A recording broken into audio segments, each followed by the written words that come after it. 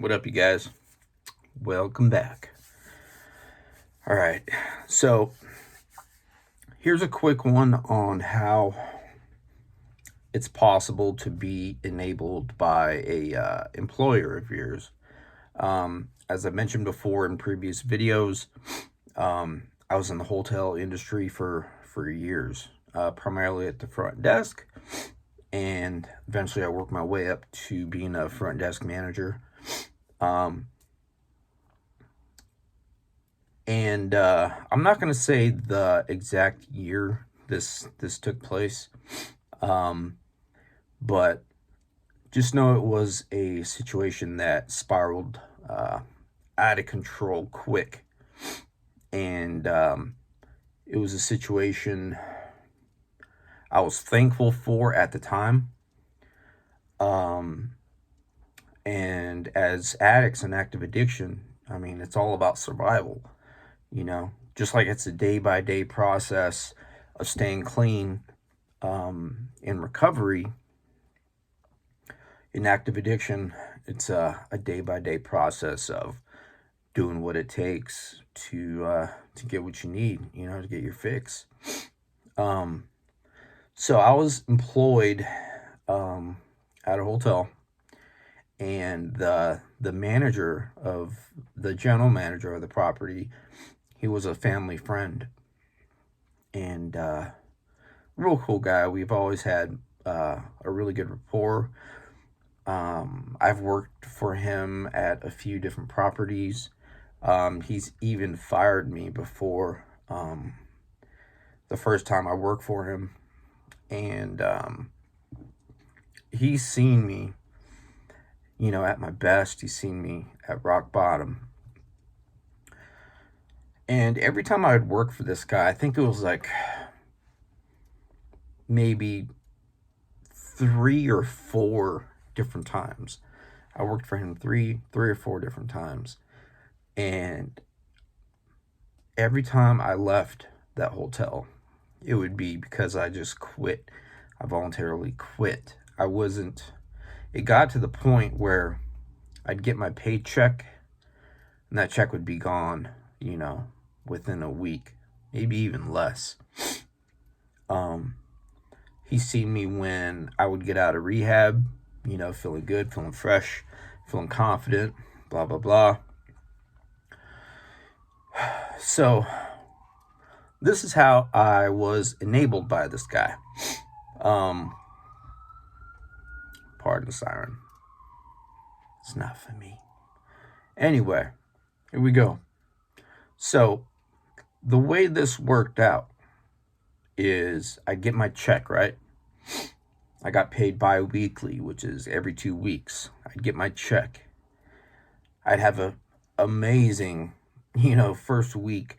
I'd get my check after my shift, boom, go pick up, go get high. And that wouldn't happen immediately, every time he hired me, I just got out of rehab, I'd been clean for a certain amount of time. Even when I got out of prison, I knew I was going to be okay because I had a job anytime with this guy. I was a solid front desk agent. He knew he could trust me at the front desk. While I was there at the hotel for my shifts, he knew he didn't have to worry about the hotel or any guests because I've had a ton of experience, within that field as a front desk agent. I was really good with people. There were never any issues pending for him, the next day because I always resolved everything. I was real quick on my feet. I loved putting on a performance for my guests as they would check in. And I think naturally, I'm a people pleaser. I aim to please and I do whatever I can for the guests. So I would, like I was saying, after he hired me, it'd be great for a while. No issues. All the money would be there. All the money would be accounted for. Fast forward, down the road, whenever I would end up relapsing for whatever reason, it got to the point where when I was broke, after that first week or whatever, for any guest that would check in or check out and pay cash, I would take a portion of that cash, or the entire payment. And instead of dropping all the cash at the end of my shift, I'd write on a Post-it note the date, how much I took, and I would state that I'll pay this back on payday. So, in which I did. I never left him hanging. So I always had that safety net, up until the next time I'd be getting paid. So, that's just about it right there.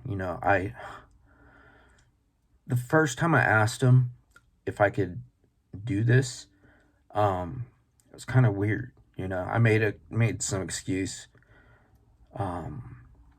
I lived pretty far from the hotel. It was about a 20-minute ride. And I would just make up an excuse. I think the first excuse I ever made was, I get to get a new tire in the morning. Do you mind if I take a portion from the cash drawer, or any cash coming in? Take a portion of that, then I'll pay it back on payday. He's like, yeah, man, no problem. I think he was the type of guy that didn't like any confrontation or anything like that. So he just said, yeah, no problem. No problem at all.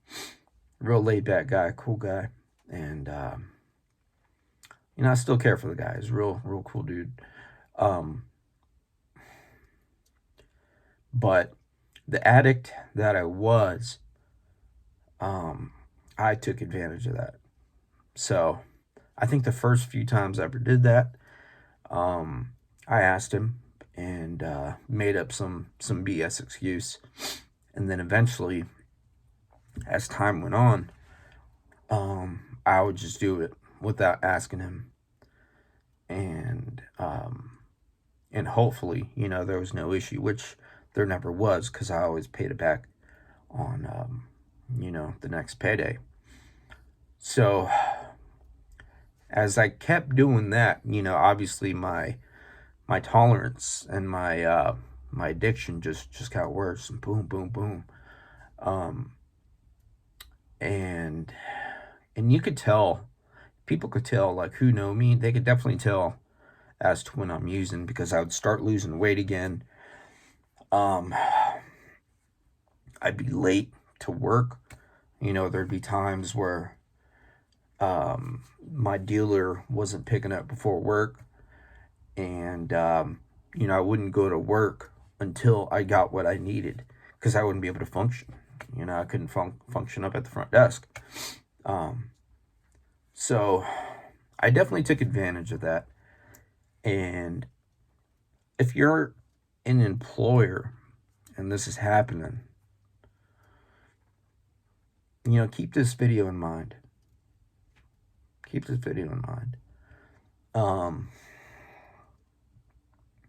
I needed to do that. That was survival. That was my survival. In order for me to work, I needed to be high. I'm sure you guys could relate with that.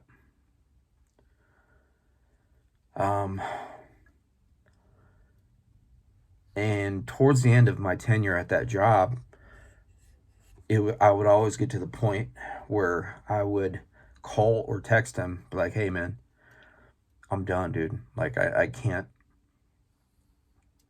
be doing this. And I would check in a detox and hopefully get into rehab. And that would be, instead of putting in my 2 weeks like a good person, like a good employee, like a good friend, I would just up and quit, because every time I would have to pay him back, the majority of my check would be gone, and I'd be left with like, $80, $100, if that, enough to get high once, and be pretty lit. So I knew, I couldn't ask him for like $800, $1,000 to last me a couple weeks. Like, I wasn't that desperate. I was desperate, but I didn't take it there. Like, I knew it was all bad. I was living with shame every day. In order to mask that shame, I stayed loaded. And then I'd be going to detox, blah, blah, blah. So just wanted to leave you guys with that, something to think about. I hope none of you guys are in that situation.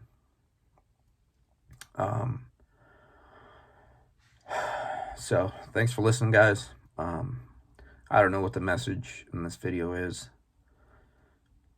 Just don't do drugs, bro. Like, there's nothing good that will come from it.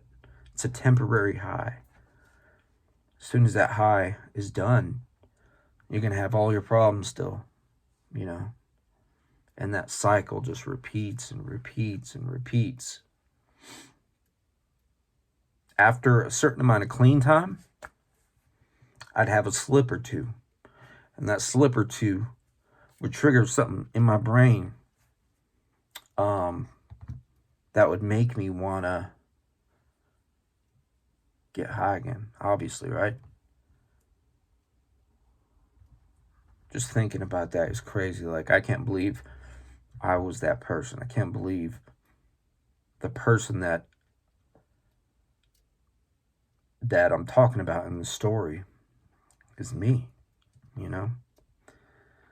All the problems in my life have got me into jails and institutions. They talk about NAAA, all the A's, active addiction, alcoholism, whatever it is, will lead you to jails, institutions, and eventually death. If your disease if your disease takes you there. So just learn from this. Learn from these videos, guys. Learn from these videos. I'm putting these out there for you. Putting these out there for the youth. It doesn't feel good talking about these videos, but it's good for me to get it out. And hopefully these videos are helping somebody. So when it comes to enabling, it's scary. It's some serious stuff. It's vicious. I've seen a lot of videos on YouTube about enabling, but not many about being enabled by an employer. And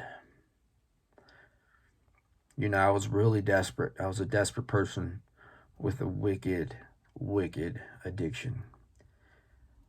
And there was nothing ever that was going to get in the way of me and my dope. I was relentless.